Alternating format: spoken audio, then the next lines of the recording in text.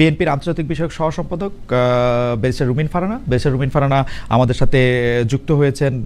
Barrister রুমিন ফারহানা আমাদের সাথে বোধহয় তার নির্বাচনী এলাকা ব্রাহ্মণবাড়িয়া থেকে যুক্ত হয়েছেন। ব্রাহ্মণবাড়িয়া থেকে আমি জানি, নির্বাচনী এলাকা থেকেই কিনা। ব্যারিস্টার রুমিন ফারহানা, আপনার এই ব্যস্ততার মধ্যে আপনি আমাদের সাথে সংযুক্ত হয়েছেন, সেজন্য আমাদের ধন্যবাদ, শুভেচ্ছা এবং কৃতজ্ঞতা জানবেন। আমাদের সঙ্গে আরও থাকছেন জনাব মির্জা ফখরুল ইসলাম আলমগীর, নামেই যার পরিচয়। আলাদা করে তার সম্পর্কে শুধু এটুকুই বলার আছে, গত 15 বছরে শেখ হাসিনা সরকারের সময় তিনি বারবার জেল খেটেছেন। বারবার তাকে বিভিন্নভাবে আমি এই অনুষ্ঠান শুরুর আগে দেখছিলাম যে অন্তত 7, 8, 9, 10 বার তো তিনি জেল খেটেছেনই। যদি সময়ের হিসাবেও বলি সেটি 2 বছর, অন্তত তার বেশিও হতে পারে।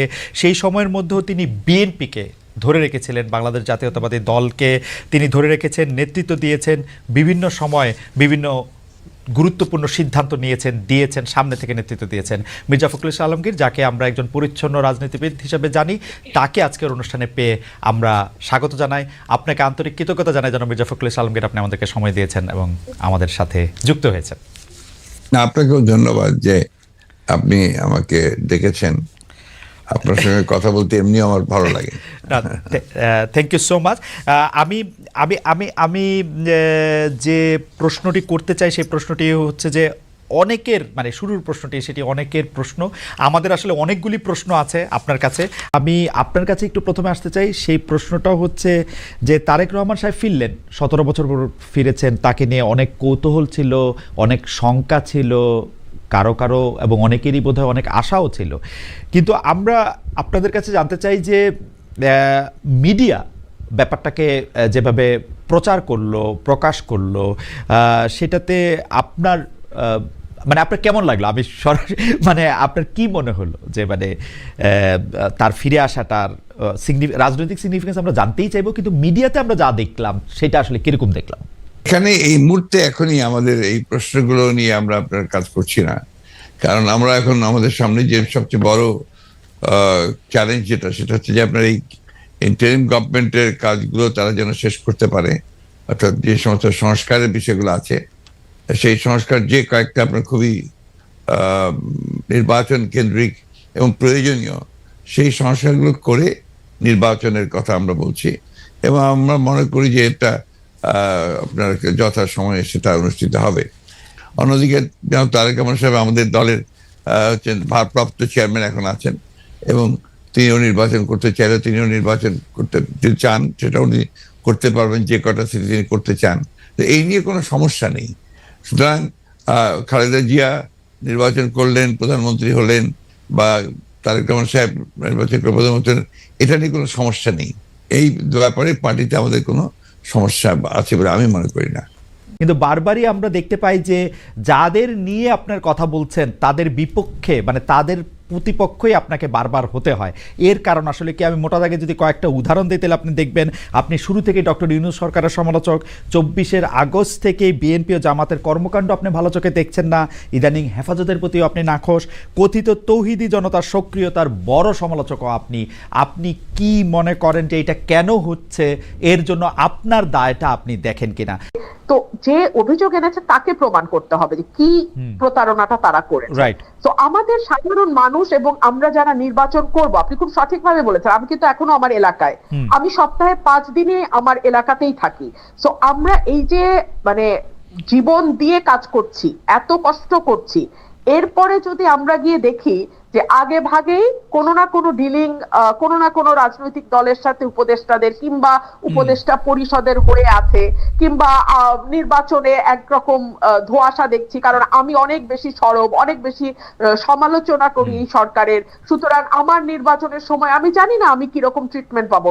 আমি কিন্তু সত্যি ভীত খালেদ ভাই, কারণ এই সরকারের এত সমালোচনা আমি গত 14 মাসে করেছি যে এই সরকার আমার আসনে, আমার নির্বাচনে সঠিকভাবে নিরপেক্ষভাবে প্রশাসন। কিন্তু আমার কাছে মনে হয় যে বেরিসা ফারহানা এটা খুব ভয়ের বিষয়। আমি ব্যক্তিগতভাবে যেরকম ভাবে দেখেছি যে আপনি তো বিএনপিরও অনেক সমালোচনা করেছেন, এখন বিএনপি আপনাকে নমিনেশন দেয় কিনা, বিএনপি আপনাকে কিভাবে ট্রিট করে, একটা আমি দামি প্রার্থী দাঁড় করায় কিনা, সেইটাও একটু আসলে দেখার বিষয় যে সেইটা আসলে কোথায় গিয়ে দাঁড়ায় আর কি। আমার মনে হয় ভাই এক মিনিট, আমি যেহেতু 17 সাল থেকে কাজ করছি, আমি জানি যে আমি দাবি বা যেই প্রার্থী দাঁড় করাক মানুষ আমার সাথে আছে আলহামদুলিল্লাহ। আপনি আমার প্রোগ্রামগুলো দেখলে আপনি বুঝতে পারবেন মানুষের সারা ইজ ডিফারেন্ট, তো ওইটা আমার সাথে আছে। এনসিপিকে ভোটের মাঠে সঙ্গে চায় বিএনপি। আমরা দেখেছি যে বিএনপি এনসিপির কর্মকাণ্ডকে তুমুল সমালোচনা করেছে, আপনিও করেছেন। মানে আপনার সাথে তো কথা মাঠের বাইরে, মাঠের ভিতরে, স্ক্রিনের বাইরে নানা রকম হয়েছে। এইটা কি সত্যি আসলে, মানে জুলাই আন্দোলনের ছাত্রনেতাদের যে দল এনসিপি, তাকে বিএনপি আসলে সঙ্গে চায়? আমার কাছে ঠিক তথ্যটা নেই, আমি জানি না বিএনপি এনসিপির সঙ্গে জোট করার কথা ভাবছে কিনা। তবে বহুদিন আগে বিএনপি একটা অবস্থান পরিষ্কার করেছিল যে জামাতের সাথে জোট হবে না, এর বাইরে অন্য যে কোনো পলিটিক্যাল পার্টির সঙ্গে বিএনপি জোট করতে পারে। তবে এখানে আরো একটা কথা আমি বিনয়ের সাথে বলি, আমাদের গণতন্ত্র মঞ্চের সঙ্গে আমাদের এক ধরনের অ্যালায়েন্স আছে। গণতন্ত্র মঞ্চ আমাদের সঙ্গে গত 7-8 বছর ধরে মাঠে ছিল, একই সঙ্গে 12 দলীয় জোটও কিন্তু এখনো আছে বিএনপির সাথে। তো এতগুলো পলিটিক্যাল পার্টির সঙ্গে জোট করার পরে আবার নতুন করে এনসিপির সঙ্গে হবে কিনা, এই ব্যাপারে আমার কাছে কোনো ব্যক্তিগত তথ্য আমি জানি না। নিউজটা পড়ে আমি যা বুঝলাম, নিউজটা একেবারেই মানে গরম যাকে বলে ওভেন ফ্রেশ। সেটাতে বলা হইতেছে বিএনপি আসলে এনসিপির কাছে টানতে চায়, জামায়াত থেকে যাতে দূরে রাখা যায়, মানে জামায়াতের সাথে যেন না যেতে পারে। এই ব্যাপারে কি আপনি দুইটা লাইন বলবেন? দেখুন, ভোটে তো এখনো 3-4 মাস বাকি আছে, তো এই সময়টা ভীষণ ক্রুশিয়াল। অনেক দলের সাথে অনেক দলের জোট হবে, আবার অনেক দলের সাথে জোট যেটা আছে সেটা হয়তো কিছুটা আলগাও হয়ে যেতে পারে। সো এখনই এই ব্যাপারে মন্তব্য করা কঠিন। ভোটের হিসাব নিকাশ, ভোটের পরিসংখ্যান ইত্যাদি সকল কিছু বিবেচনায় নিয়েই রাজনৈতিক দলগুলো তাদের দাবার গুটি সাজাবে, এইটুকু আমি বলতে পারি। না, তাহলে আমার এই কথা আপনি লিখে রাখেন, বিএনপি তাহলে ইলেকশনও পাস করবে না। I have raised my case. Khaled ভাই, এটা হচ্ছে গায়ের জোরে। হ্যাঁ, যখন আমাদের কোনো মামলা দুর্বল থাকে আমরা তখন গলার স্বরটা চেষ্টা করি উঁচুতে উঠিয়ে দিতে, সো দ্যাট আমরা গায়ের জোরে একটা কেস প্রুভ করে ফেলতে পারি। লয়াররা এটা করে অনেক সময়। আপনার কথা আমার কাছে সেরকম মনে হয়েছে।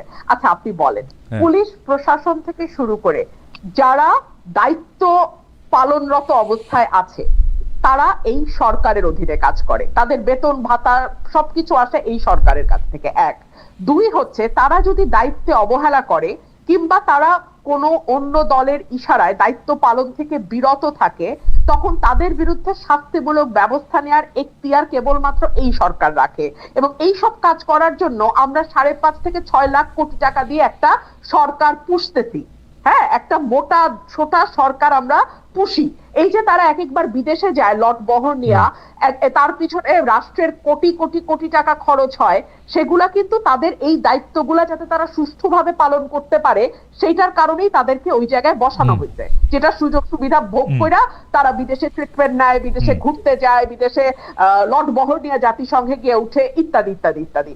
সো এগুলা করবার পরে তারা আইন শৃঙ্খলা ঠিক করতে পারবে না, তারা মানুষের জনমনে স্বস্তি আনতে পারবে না, তারা আওয়ামী লীগের মিছিল সমাবেশ বন্ধ করতে পারবে না, তারা মাজার ভাঙা বন্ধ করতে পারবে না, তারা নারীদের উপরে হয়ে যাওয়া মরাল পুলিশিং তো বন্ধ করে দূরেই থাক। আমি জাস্ট একটা উদাহরণ দেই, থানার থেকে মরাল পুলিশিং করা এক ব্যক্তিকে ফুলের মালা দিয়ে বাইর করে নিয়ে আসা হয়েছে, আপনি তো জানেন তাই না? আপনি তো জানেন যে কিভাবে লম্বা চুল দাড়ি রাস্তায় ফেলে জোর জবরদস্তি করে কাটা হয়েছে। এগুলা মিডিয়াতে বড় বড় করে না আসা পর্যন্ত আমি বেঁচে পারে না। আমি কেন, আপনি আমাকে গলার আওয়াজ বড় করে বলা, লয়ার ইত্যাদি নানা রকম কথা বললেন, এগুলির আমি গালি হিসাবেই নিলাম। কিন্তু ঘটনা হইতেছে যে আপনি যত বড় গলায়, আপনার কাছে আমি আবার আসবো, আপনি যত বড় গলায় প্রত্যেকটা শোতে এগুলি নিয়ে কথা বলেন, বিএনপি থেকে এর কি প্রতিবাদ জানানো হয়েছে? 400 মাজার ভাঙার একটা প্রেস রিলিজ দেওয়া ছাড়া। আমি আপনাকে বলি, মানুষের চুল কাটার আপনি বলেন বিএনপির কোন জায়গায় স্থানীয়ভাবে এগুলি প্রতিরোধ করা হয়েছে? আপনি বলেন কোন অন্যায়টা, আপনি যতগুলি অন্যায়ের কথা যতবার করে বলেন, আপনি বলেন কোন জায়গা থেকে বিএনপি কে বলা হয়েছে আর একবার যদি এই কথা বলা হয়, এটা করা হয়, আমরা এটাকে ধূলিসাৎ করব? আপনি তো দেখি নাই বিএনপির পজিশন। খালেদ ভাই, আমার যতদূর মনে পড়ে আপনার একটা শোতে হাসনাত আব্দুল্লাহকে আপনি বলছিলেন রাস্তায় পিচ দেওয়া হইতেছে কি হয় নাই এটা দেখার দায়িত্ব কি আপনার? না, ঠিক রাইট, ঠিক সেরকমই তার উপরে যদি কোনো ফৌজদারি অপরাধ ঘটে সেইটা বন্ধ করার দায়িত্ব বিএনপি। ফৌজদারি অপরাধ বন্ধ করার দায়িত্ব আপনিও কিন্তু ফৌজদারি অপরাধ বন্ধ করার দায়িত্ব নিতেছেন না বেরিসা ফারহানা। আপনি যেটা করতেছেন, আপনি এটা প্রতিবাদ জানাচ্ছেন প্রতিটা জায়গায়, আপনি এটা বলতেছেন। আমার প্রশ্ন হচ্ছে আরে আমার আপনি বিএনপি কেন আমি কেমনে বুঝবো? 2 দিন পরে ফজলুর রহমানের মতো, ফজলুর রহমান সাহেবের কি বিএনপি ছিল? 2 দিন আগে পরে দেখবো যে ওরে বাদ দিয়ে দিছে। আপনি বাদ দিয়ে দিলেই তো আপনি বিএনপি না। আমি তো তারেক রহমান সাহেব আর খালেদা জিয়া ছাড়া কাউরি বিএনপি মনে করি না। ওই দুজন হলো বিএনপি, আপনার ইন্ডিভিজুয়াল। ঠিক আছে তাহলে আপনার বয়ান অনুযায়ী তারেক রহমান এবং দেশনেত্রী বেগম খালেদা জিয়াকে এই অপরাধগুলোর প্রতিবাদ করতে হবে, প্রতিবাদ করে যেতে হবে, নির্দেশনা দিতে হবে যে সামাজিকভাবে এগুলিকে প্রতিরোধ করার জন্য, যেটা আমি দেখি নাই। আমার কথা হচ্ছে এইটা, আমাদের তরফে বিভিন্ন লেয়ারে সেই প্রতিবাদ করা হচ্ছে। বিভিন্ন লেয়ারে আমরা যখনই কথা বলছি, শুধু আমি না তো, আমার সঙ্গে টকশোতে যারা অন্যান্য যারা পার্টিসিপেন্ট যান বিএনপি কে রিপ্রেজেন্ট করেন, প্রত্যেকে কন্ডেম করছেন। কোনো লাভ কি হচ্ছে? আমরা মূল পয়েন্টে আসি। বিএনপি প্রতিবাদ করছে কি করছে না, তার চেয়ে অনেক গুরুত্বপূর্ণ প্রশ্ন হচ্ছে সরকার তার দায়িত্ব ঠিকভাবে পালন করছে কিনা। আমরা সরকারকে তার দায়িত্ব ঠিকভাবে পালন করতে দেখছি না। এখন মাহফুজ আলম তিনি সরকারের অংশ, তিনি যদি এটাকে তার ভবিষ্যৎ প্রতিদ্বন্দ্বী দলের ঘাড়ে দিয়ে স্বস্তি পেতে চান, তিনি স্বস্তি পেতে পারেন, কিন্তু তাতে সরকারের ব্যর্থতা মানুষের চোখে কোনো অংশেই কমবে না। ওকে, গত 15 বছরে আওয়ামী লীগের শাসনকে যে ফেসিবাদী বলা হচ্ছে এবং তার যে পালিয়ে যাওয়াটা, যেটি আসলে আপনি এখন বর্ণনাও করলেন, দুর্নীতি, তারপরে নানা ধরনের নানা কারণে, কিন্তু তার পেছনে আপনাদের আমলে যে 20 বছর আগে 21 আগস্টে গ্রেনেড হামলা, বিচারকদের বয়স বাড়িয়ে তত্ত্বাবধায়ক সরকারকে প্রশ্নবিদ্ধ করার মাধ্যমে শেখ হাসিনাকে কর্তৃত্ববাদী শাসনের দিকে নিয়ে যাওয়া, এ নিয়েও আসলে নানা ধরনের আলোচনা আছে।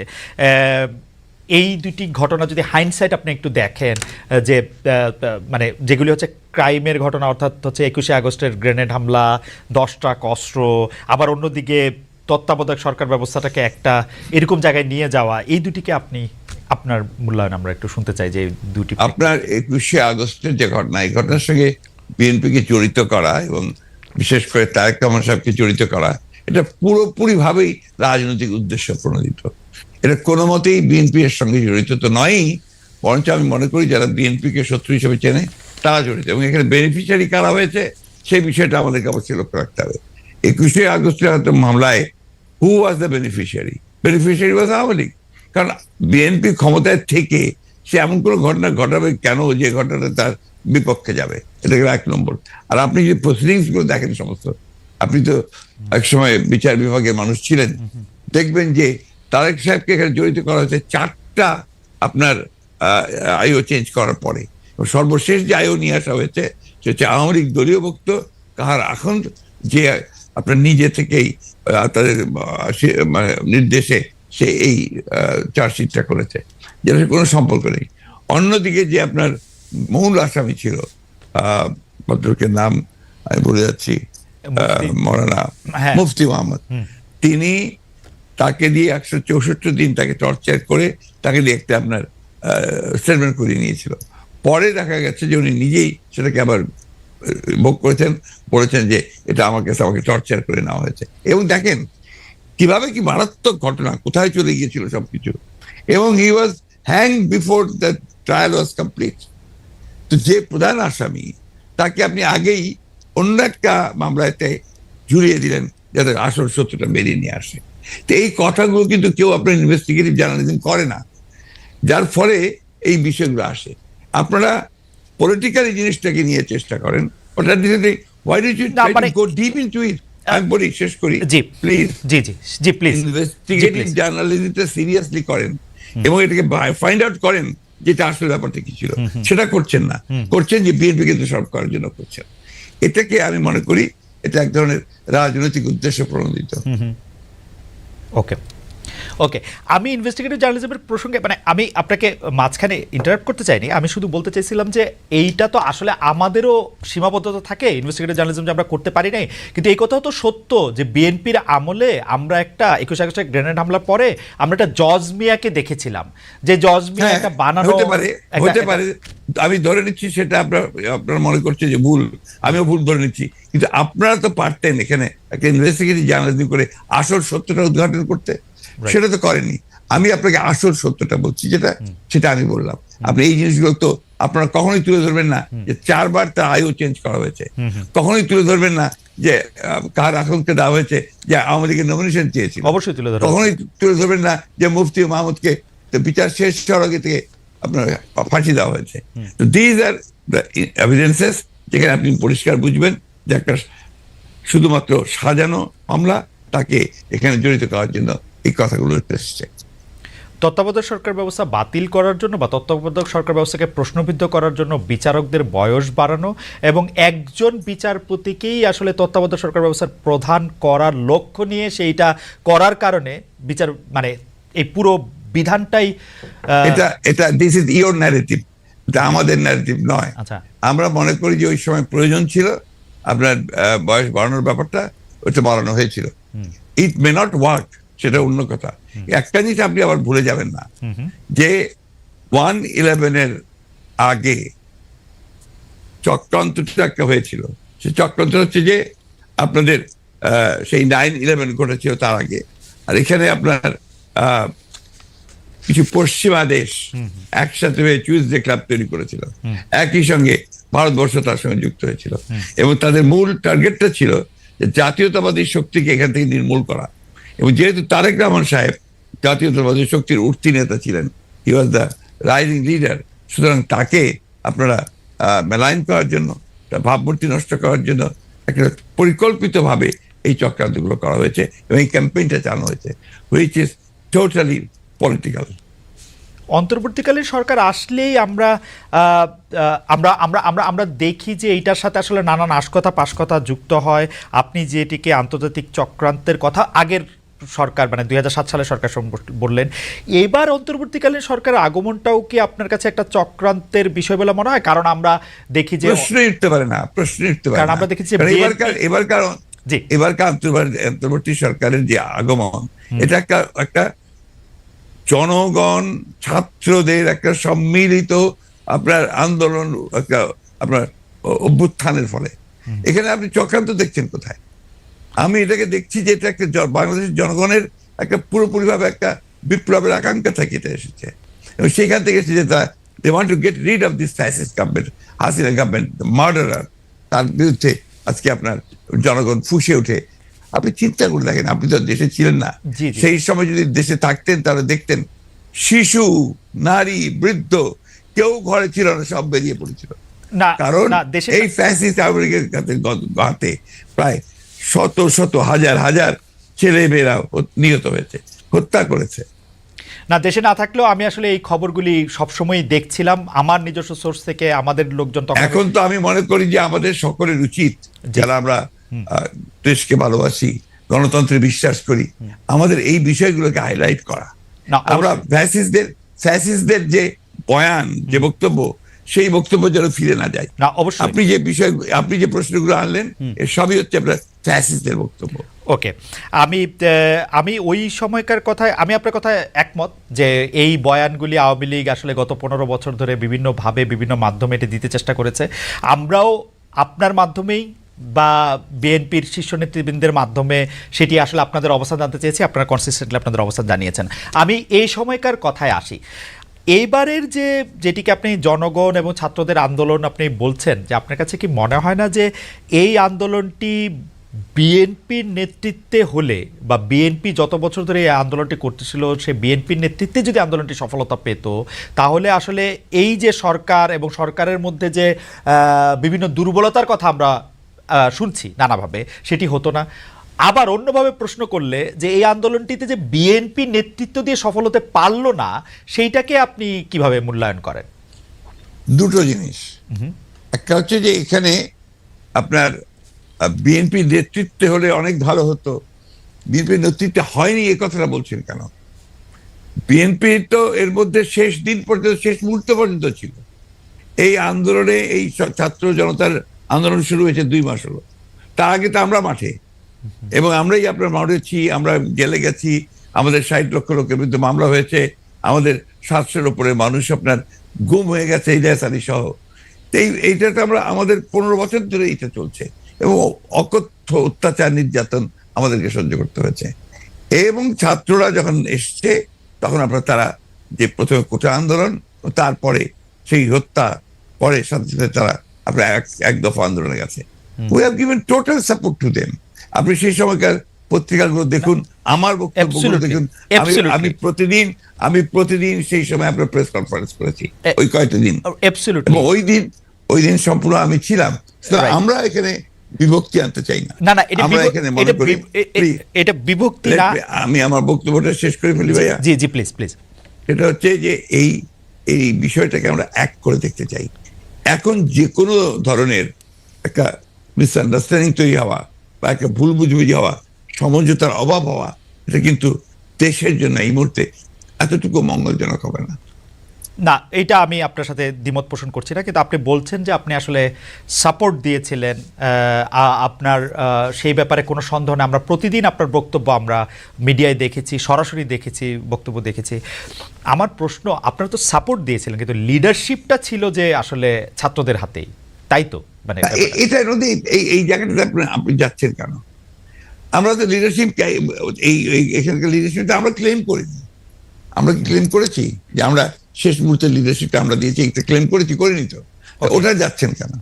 আমরা বলছি যে ছাত্ররা শেষ মুহূর্তে, যে আমি তো আমার বক্তব্য বলেছি যে গোল আমরা তৈরি করে দিয়েছি, কিকটা করেছে ছাত্ররা। ওকে, আমরা সেটা বারবার বলেছি যে এটা মাঠের মধ্যে বল তৈরি করে দিয়ে গোলের সামনে নিয়ে এসেছি আমরা, তারা কিক করেছে, সেভাবে ফ্যাসিলিটি গেছে। That's the point.